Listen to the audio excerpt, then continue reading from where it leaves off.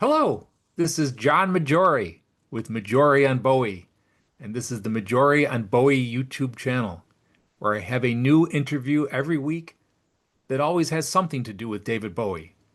And for daily content, visit the blog www.majorionbowie.com, where I have new content every single day that almost always has something to do with David Bowie. And today, I'm very, very excited to have special guests. I've often had talent on my show, but never so much on one show. I have members of the Swingles. Now, the Swingles are not simply a group, they're an institution.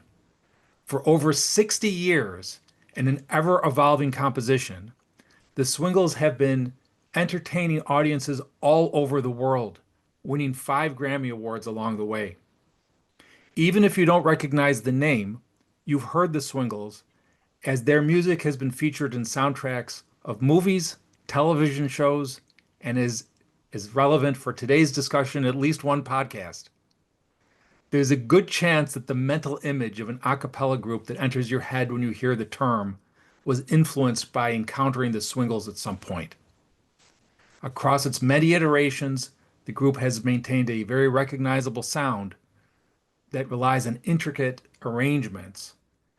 Now, the current lineup applies that technique to adapting and interpreting jazz, folk, pop, classical, and original compositions.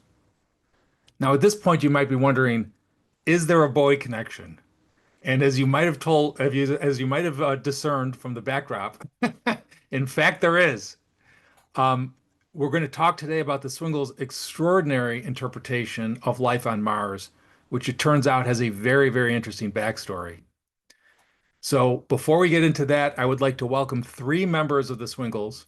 Jamie Wright, who is currently the baritone and also provides vocal percussion, and 2 recent past members of the Swingles, Oliver Griffiths, tenor, who contributed as a singer and also makes videos, and Edward Randell, bass, who also is known for his work as an arranger.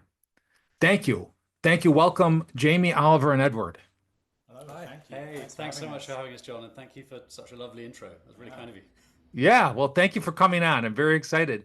So before we get right into it, why don't you just tell a little bit about the history of the Swingles?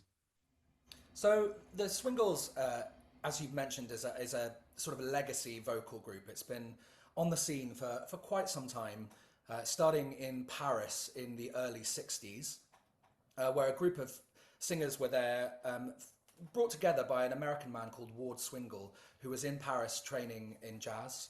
Brought together a whole group of singers there, and they realised that they could sing the works of Bach with a jazz beat, and put together a recording of the Well-Tempered Clavier. It was, I think, wasn't it, the first one? Just as a thing that they could use to warm up, and just for fun, really. It was never meant to be some life project. And then they recorded it, gave it to some people for a present for that Christmas, and it got picked up by some DJs. And then went, as we would now say, it went viral. And the Swingles were formed off the back of fusing of those 2 elements, the sort of Bach classical music and the really vibrant Parisian jazz scene. And that sort of innovation, I think, has been what has been the hallmark of the group ever since. Yeah. Yeah, So- and then did you already say that then, like about 10 years later, they decamped and Ward Swingle, the founder, moved to London and kind of reconstituted the group with English singers, and that's kind of where we've been based ever since. So we're all coming to you from London today. Yeah. Yeah, and there's always been a sort of a use of the voice as an instrument, which comes from those early Bach arrangements, but there's still been a kind of a common thread in a lot of what we've done. Yeah. My my observation is everybody likes a cappella, and it's like the most hardened, critic who doesn't like anything, they get a smile on their face when they hear, well done a cappella. So and you guys are the best. So I think it's that thing. It's historic, isn't it? That the human voice is probably the first way that stories were told, and singing and coming together as a community. And I think there are very few things in the world that draw people together as much as singing together and singing in harmony. And that's not lost on us doing this job, is it? That it's a very unifying thing. So Yeah. we And there's something so deeply personal about singing that instruments don't quite have. That when you've got 7, 8 people on the stage, all just using their voices, which is so personal, there's a level of connection that I think that's what makes it so exciting. And the fact that we have this swingle approach as well, and sort of tackle everything in our own particular way, it's Yeah. a really, really enjoyable thing to do. Do I want to get to Life on Mars, but do you think there's also a kind of connection? I sort of think about people that I know that are professional photographers. Anyone could take a picture, but a professional photographer brings artistry to it that is not common. And anybody could sing, but not everybody could sing like you can sing. But there's a kind of connection. It's like if you're playing the bassoon, it's like not everybody even knows what you're doing if you're playing the bassoon. I think we're just incredibly lucky in this group it's a full-time job for us when we're in the group. So we Yeah. get the gift of time and the gift of Yeah. connection and when you sing in this group, it's a family. We're spending all of our time together. We're traveling together. We're writing music together. We're creating projects together, and all of that comes alongside with all the musical history that each one of us brings. That goes into this big melting pot in the middle. And I think we often talk about how different eras of this group are greater than the sum of their parts, really, in some way, that all of us come together and it creates something wholly unique and different. And that is the complete gift of being able to do this as a job as opposed to a hobby. Yeah. Is that we can give it its time to find its voice and find its detail and find its virtuosity, find its heart. So, I mean, all of us in this group, I think, would give testament to how much it's changed our lives as musicians being in a Yeah. group like this. Now you mentioned different eras, and you were all together during a particularly challenging era or a particularly challenging point of time, and your location today is relevant to that and relevant to the video of the Swingles doing Life on Mars. And I just have to say, um, once I fully realized the context of what I was watching, I actually started crying. So now that's a tease, right? So what am I talking about? Where are you, and what's the story of the video? Well, we're actually in our manager Willie Eatson, Richard Eatson. We're in his flat, and he is married to Joe Goldsmith Eatson, who was also in the group. So this has been a room that we've rehearsed, we've done videos, we've practiced innumerable hours in for many years, and obviously during the C word that we don't talk about. Of a few years ago, this was where lots of those videos were made, and we spent a lot of time stood quite a distance from each other. You probably can't tell from the angle you're seeing right now, but we're currently in a sort of a warehouse building in Bermondsey in London, right by the train lines that run into London Bridge. So there is some space in this room. So that time when we all had to be 6 foot apart, and Yeah, also we could do that here, where yeah, most London flats do not have the gift of size. Well, So, at the time, the next door unit in this building was like being refurbished and was basically just full of like brick dust and rubble. Yeah. And we would use that like big open building site basically because it was the only indoor open space that we could like really distance in enough. But then like we I mean, like every music group, right? Like through COVID, we had to find other ways to keep going and like find a reason to keep making music, but also just like practically keep some income going. And so we relied a lot on our Patreon community. So we would try and put out a video every month during the pandemic, and this was one of the singles that was funded through the support of our patrons on Patreon. yeah. Now, Jamie, you started something called the Stay at Home Choir. I did, yes, at the Yeah, same time. and Indeed. what was that? That was, and in fact, one of our first projects was with the Swingles. It Yeah. was, you've probably seen lots of these virtual choir videos online. Eric Whittaker was the first one to sort of make it a formal thing, sort of the grandfather of virtual choirs. And me and a friend of mine just said, well, why don't we try the same thing? So if you go through, it's now called World Choir. Okay. Still going, rebranded, but one of the first projects we ever did was with Swingles, getting all the Swingles. So if you go and find it on YouTube, it is pretty much Swingle history in one single video of, I think it was a good 50 plus Yeah, singers? yeah, we got lots of the old singers back, and yeah, it was a really joyful experience. I have to say, like what Jamie and Tori, his co-founder, did was really amazing. I think, especially for a lot of people who were maybe isolated, living alone, and looking for some kind of like creative outlet during the pandemic. It was really important. Yeah. We were very chuffed to be involved with that. I asked that because I think during that time, whether you realized it or not, there was a sort of a special responsibility that fell upon artists to keep us together as humans, right? To connect culturally and just as a way of communicating. And so talk a little bit about that. What were some of the challenges, and even choreographing? You sort of touched on it already. Even choreographing your own interactions, let alone your interactions with the outside world. Well, yeah, go.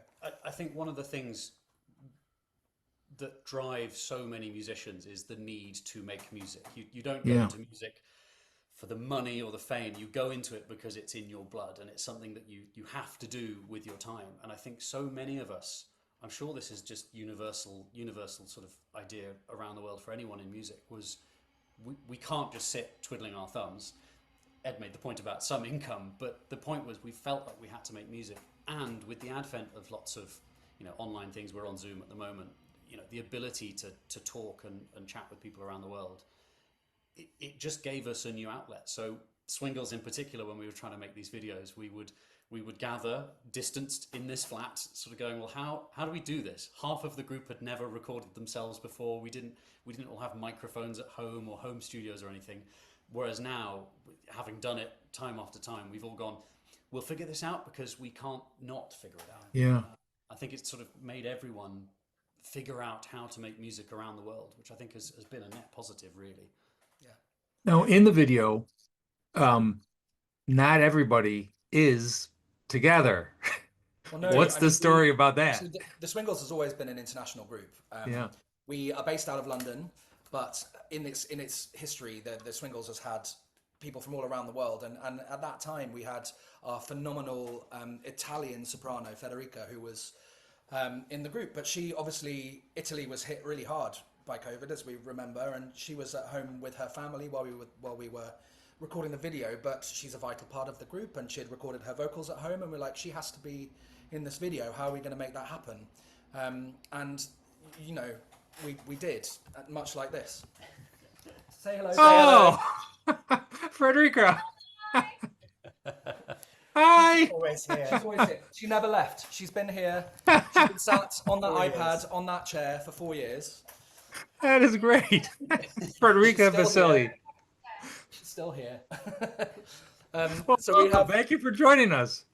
She Thank you for inviting me. Thank you. She's saying thank you for inviting her. Yeah. Now, ironically, she happens to be in Albany, New York, where I am, right? Is that correct? She's in Padova, Italy. I think. Padova. Oh, okay, all right. Should we let her go? I feel like we've taken her prisoner. She's fine. She's listening in. Okay.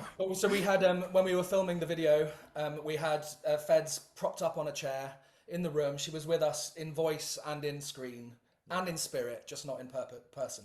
Yeah. Just as much as now, exactly the same. Exactly the same. Well, the audio was better in the video, I have to say. Yes, indeed. So how did you choose Life on Mars? Like how is this the song that you decided to record there? Sure. So there's a bit of a backstory to this one. So we actually originally put it together for a festival that we used to curate, the London A Cappella Festival. We would do every January, and we would always be one of the headline acts and put together a big bombastic encore performance for the end of the festival. Ideally with one or two of the other headliners if we could. And this year in question was 2016, January 2016. So it was just a few weeks after Bowie had passed away, and his music was hugely in the zeitgeist. And so it seemed like an obvious choice to do one of his songs as our big encore. I think I volunteered. I guess how we chose the song was probably that I volunteered to arrange it, and Life on Mars is my favorite Bowie song. So it was, and it's got a big bombastic finish. so that it's kind of suitably fireworksy for the occasion. And we asked Naturally Seven, an amazing group from the States who were one of the other acts that year, to come and guest with us. So it was originally like set up as a collaboration with them, and we did the first. So that was amazing. And then a couple of years later, we got the call. Well, how deep to go into this backstory? So we have this like long historic association with the show The West Wing, because the Swingle Singers is like referenced, is name checked in an episode of The West Wing. One of the characters says, "Whatever happened to the Swingle Singers?" Yeah. So like we're all big fans of The West Wing. We were very proud of having this connection. And then there was a podcast called The West Wing Weekly. But wait a minute. Now let me interrupt you. This is jumping into a few too many things, but because I think that's going to be I'll not get ahead of myself. We're getting ahead of yes. So this episode of this show was inspired by a viewer who actually contacted me and made the request that I invite you on as guests to talk about what you just started to talk about. And as another surprise guest, I have her. Jennifer Milne Tallagnon lives in Massachusetts. She is a curriculum director, and she's joining us today, and she's going to ask a question about the connection with the West Wing. Hi, Hello. everybody. Hi, Jen. Hi, Jen. This is a total treat. Very exciting. Yeah, so I have a couple questions, both of which you just set up for me perfectly. So I reached out to John because I knew of his fandom of Bowie, and I knew that I had a connection to it through my fandom of the West Wing TV show, and the connection is you. So not only I've been a rabid, probably serial rewatcher of that show for a really long time. And then when Joshua Malina and Rishikesh Hirway started the podcast in 2016, they started it. Of course, I was obsessed with that as well. So the episode that you just referenced, this is the season finale of season 3, Posse Comitatus, where the character played by Lily Tomlin has just left the Oval Office. You guys know this, but I'm saying this for John and for other viewers. She's just left the Oval Office after a really pretty disastrous interview to become President Bartlett's executive secretary. It didn't go well. And that's when she name checks the Swingles on the way out the door. She says, "Whatever happened to the Swingle Singers?" So when the podcast got to painkillers as well, isn't she? Yes, exactly. She's completely high on lots of things. So when the podcast got to the recap of that episode, they highlighted that name check, and you had a response to it. I believe, right? I guess this is my question. I've seen the video. What I want to know, how did that come about? Were you aware of the podcast and listened to it and heard that happen, or did somebody bring it to your attention? How did it come about that you decided to respond to Rishi and Josh with your answer, and tell us what your answer was? Whatever happened to the Swingle Singers? Great question. Thank you for joining us, Jen. So certainly Ollie and myself were fans of The West Wing and fans of that podcast already. So I think we had it in our sights. Like, we knew that this episode was coming up, where we would have a chance to kind of appear on the podcast, or we had like some connection. So I think I tweeted, like, from the Swingles account. I think I tweeted Josh Malina, or tweeted the West Wing Weekly podcast, and said, in answer to the question, "Whatever happened to the Swingle Singers?" Like, we're still here. And he messaged back and said, "This is really cool. Would you be up for recording a little something?" And that episode, it was a live episode in front of an audience. That's my next question. Can I set it up? Yeah, sure. You mind? Well, There was a step first, wasn't there? Because I have a very distinct memory of us standing in a circle around an iPhone in a corridor in Gatwick Airport. yeah. Yeah, so we were like, okay, we're going to send him something. I think Josh had said, we're putting something together. Can you send us a little recording, a little greeting? And so I threw together a short arrangement of the theme song, Which is beautiful. I love it so much. and we had quite a crazy tour schedule that week. So I think our only time together was like literally in an airport. Gatwick Airport. We like found the quietest spot we could in Gatwick Airport, which was quite challenging, and recorded a short message, which was then played on the podcast. That's so great. So And then into the next, a season later of the show and of the podcast, now we're in season 4, toward the end of season 4, and the episode titled Life on Mars happens, which has nothing to do with David Bowie at all. It's a vice president resigns after a sex scandal. But the title is there. And who knows, Aaron Sorkin is known for dropping in musical cues in titles and dialogue. So he could have had that song in his brain. I would not be surprised. Yeah. I don't know if they ever asked him. But it's a cool title for that episode. Anyway, so the recap on the podcast of that episode took place during this live show that you were just referring to. And as a listener to the podcast, imagine my delight when the first thing that happens is you guys come out and do your iconic version of the theme song. That was very, very cool. And then they go on and the show happens and they do their big recap. And then you came out at the end and did your arrangement of Life on Mars, which also beautiful. And that's my next question is how I get that you've already answered part of it. You had just arranged that on your own, maybe a year or two previously, or no? Yeah, it was kind of a happy coincidence because I think that I guess Rishi asked if we would be up for doing a cover of Life on Mars because because we were in London. You know, the show was doing a live show in London. Bowie's from London.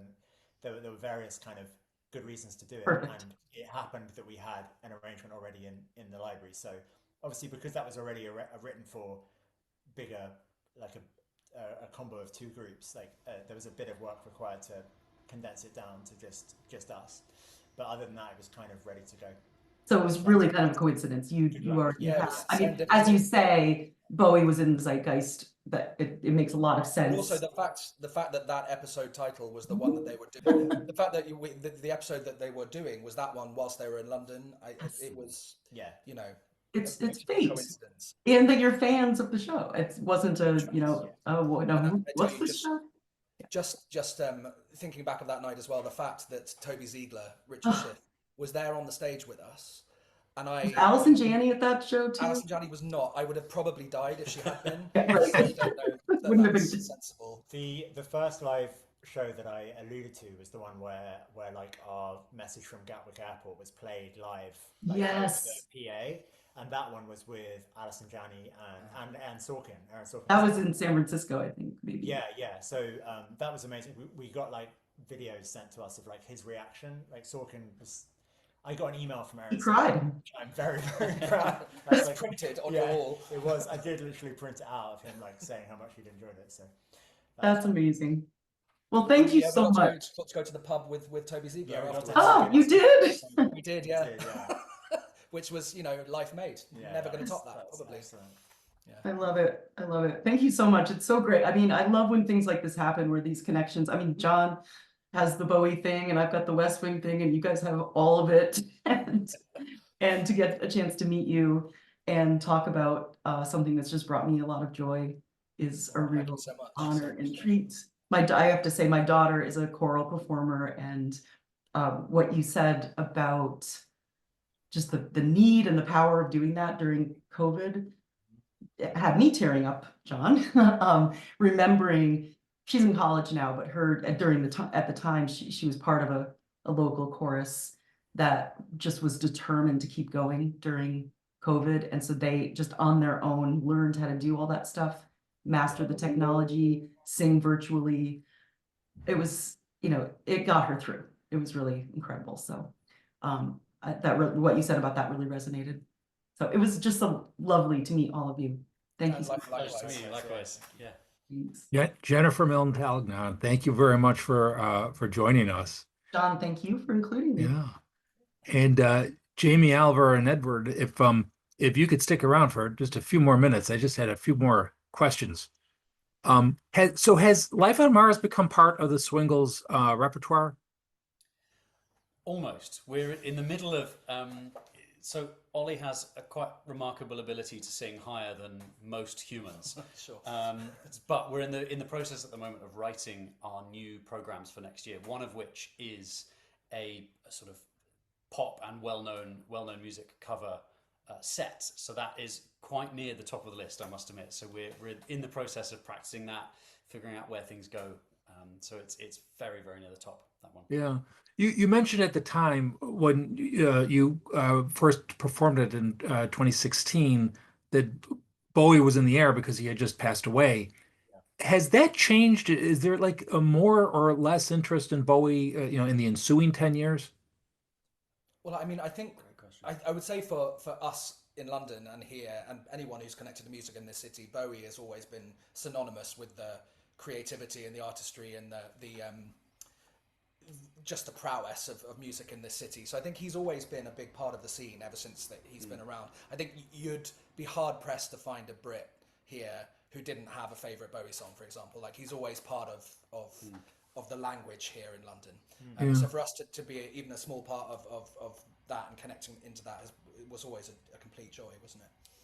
And I think he's so ubiquitous as well. I think that's cross generations. I think even people coming out of school now to people considerably older everyone will know Has a Bowie Bowie in connection. some way, shape, or form. It's so ubiquitous, and there's not many artists I think that quite manage that in the same way. Well, I mean, even saying this to Jamie earlier, there's a Christmas cartoon that I'm obsessed with called The Snowman, which is wonderful. And when I was a child, before I knew Bowie's music, I knew Bowie from his intro to The Snowman, where he plays the adult version of the cartoon child. Like he is very integrated into the sort of the British life here. Well, I live in New York State, and especially New York City, that's the same. You can't walk down 2 blocks without seeing David Bowie's face somewhere. So I ask that question sometimes because I wonder if it's just like where I live, and it doesn't sound that way. Well, I live in Brixton, which is very big on Bowie because he was kind of from there. So even our local craft beer company, like Brixton Brewery, I'm pretty sure their logo is based on the Bowie, the Bowie bolt, lightning bolt. So yeah, it's kind of, and there's murals. There's a particular famous mural of him in Brixton, which people kind of come and pay homage to. I've not been there, but I've seen the mural. Yeah. Wow. So are you planning to do any other Bowie songs? Oh, that's a good. That would be telling. No, it's as I say, Life on Mars was one of the ones that was added very, very early on to our this new program that we're putting together. And the wonderful thing about Swingles that we've touched on already is that we come from such different musical backgrounds. So some members of the group might come from a very choral world, some might come from a musical theatre world, or pop world, jazz world. And that ethos that was very much set up by Ward, our founder early on, continues. So when we have new people, and we've taken on a couple of new singers in the last year, a lot of that very first year is finding where people's voices sit, this is why I say trying to replace someone like Ollie's voice on that track. It has to be the right But also voice. the music that they love, because Exactly. it might be that one of them, their favourite song ever is a Bowie song, in which case it might well find its way into the repertoire, because we always choose the music based on someone loving something about it, so that tends to be how that comes through. I guess maybe to turn it back on you, John, is as a Bowie super fan, is there a song of his that you think would suit a group like the Swingles particularly well? Good question, Ed. Oh, that's interesting. So the low-hanging fruit answer would be Heroes. Oh, We've actually actually done that. that's a really good prompt. That we have sung that. You have? Okay. Yeah, we did a tour with a guy called Gareth Malone, who's like a TV personality here in the UK, and that was part of the set list then. Yeah. Another big high belty one for me, which I really indeed. enjoyed. I'll give you. I didn't realize until it fell to me to arrange some Bowie, like just what phenomenal vocal range he had. I guess maybe just because he has so many other strings to his bow, like as a Yeah. songwriter, as just a sort of creative person, and his voice is so distinctive. But I never realized like how freaking high and low he could sing. Yeah. It's unbelievable. Well, I want to ask a question about that, but let me give you the other part of the answer to the question you asked me. Oh, sorry. So Yeah, the it's next year will be the 10th anniversary of his passing, and it's also the 10th anniversary of Black Star. And I think the song Black Star um, would um, would sound great from you guys. Uh, Yeah. There you go, Jamie. Yeah, Challenge. we were talking right before we came on actually about specifically Black Star. Yeah. yeah. wow. See, we did not coordinate this, guys. So it's like, There's an amazing cover of that by Anna Calvi. You know Anna Calvi? I know the cover, but other than, yeah. Shout out. Yeah. So you mentioned Bowie's vocal range, and I myself am not a musician. But when I've spoken to other musicians, I've often heard that specifically the song Life on Mars is challenging, and both vocally and also some of the stuff he's doing musically is unusual. I don't fully appreciate what that means because I don't sing, I don't play an instrument. Is that true? And what does that mean? Well, yeah, I get there's kind of a lot of different ways to answer that, I guess. Yeah, so basically the big high note, like the first note of the chorus, there's nowhere to hide. That's like a high B flat, and it comes out of nowhere. That note is like, a lot of tenors will have that note in their locker, but it's like being able to really go for it and commit to it in the way that the Ollie can. Like that's what's challenging, I guess. And like there's just it's like a trumpet player going for a really high note. It's just like you never know what's quite gonna happen. It's quite often with high singing like that, you composers write in a way that you get led up to it a bit. Yeah. You don't have to come out of cold nothing, just bang onto it. And then also at the end of the chorus having to sustain it as well. Yeah. So hitting the note and then sustaining it for like a while. Yeah. It's fun though. Once it's in the wheelhouse, it's exhilarating. But I must admit, I'm a baritone, so I'm one of the lower voices in the group. Ed is the voice below me, the bass, and I would pay a great deal of money to be able to sing as high as Ollie and other tenors, because I'm just jealous most of the time. I don't even know if I can do it anymore. Probably, who knows? The other thing to say about the song though, like I guess the reason that it's my favorite of his is just it's very kind of musically interesting and like the arrangement is phenomenal. The original arrangement, which I used a lot of in my arrangement. Is it Mick Ronson wrote the string arrangement, I think? Yeah. He basically taught himself to arrange strings in about 2 weeks or something, and then wrote this incredible, like super characterful, distinctive string arrangement. So that's amazing. The other thing that I'm sure your listeners and you will know, but it's like a fun fact, is that it's based on the chord progression to My Way. Yeah. Verses. So Bowie had because My Way is originally a French song, right, called Comme d'habitude, and that Bowie, like when he was a young songwriter, was like pitching. He wanted to pitch to write the English translation of the lyrics, and so he like wrote a version and submitted it, and was rejected or like overlooked, and I think was always like a bit bitter about it.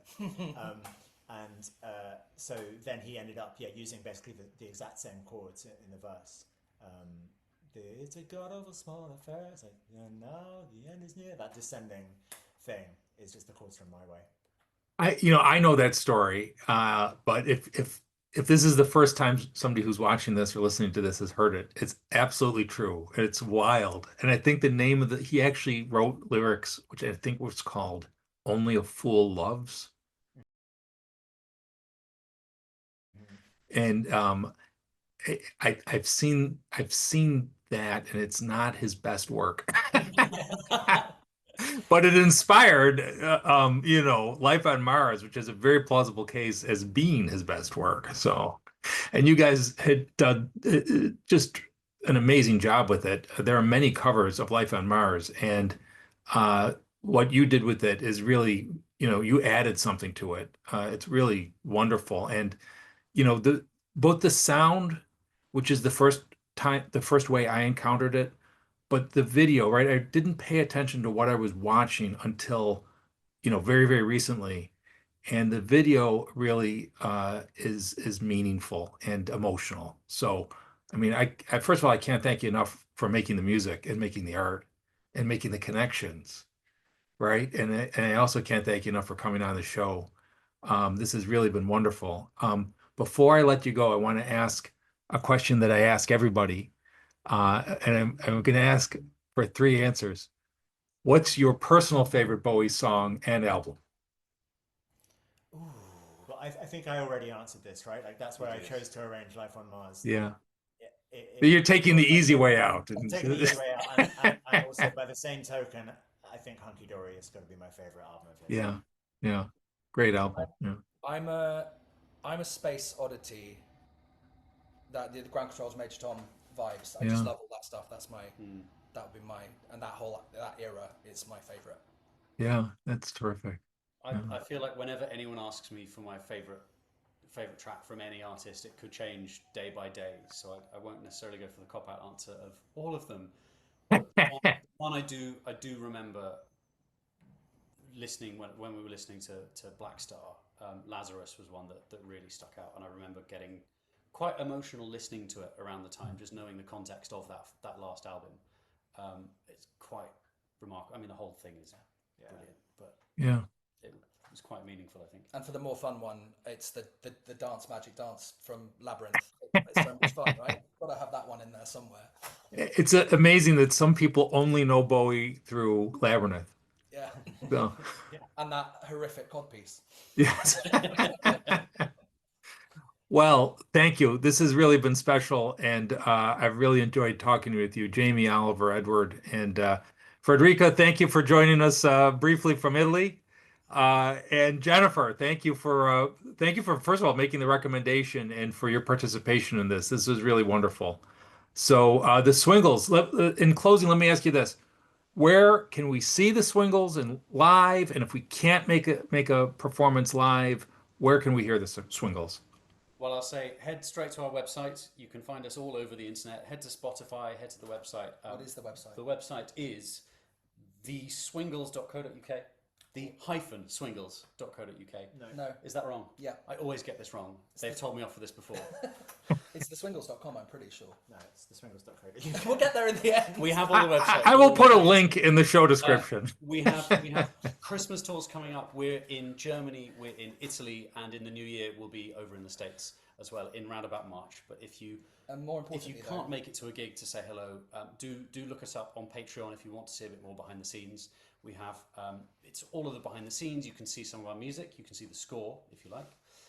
But it's how we connect with the fans. It's how we get to make videos and build the community. And that's, as Ed said, that is how Life on Mars came to be in a lot of ways. All the other social medias, Swingle Singers on Instagram, TikTok, Blue Sky, Snapchat, all of the things. We're on Swingle everything. Singers on there. And we run those accounts ourselves. It's not some nebulous other. It's us. So with us there too.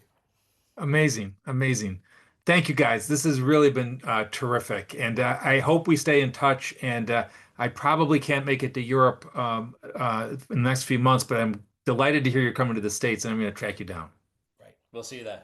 Thank you very much. Thanks, John. It's a real pleasure. Thank you. Thanks, John.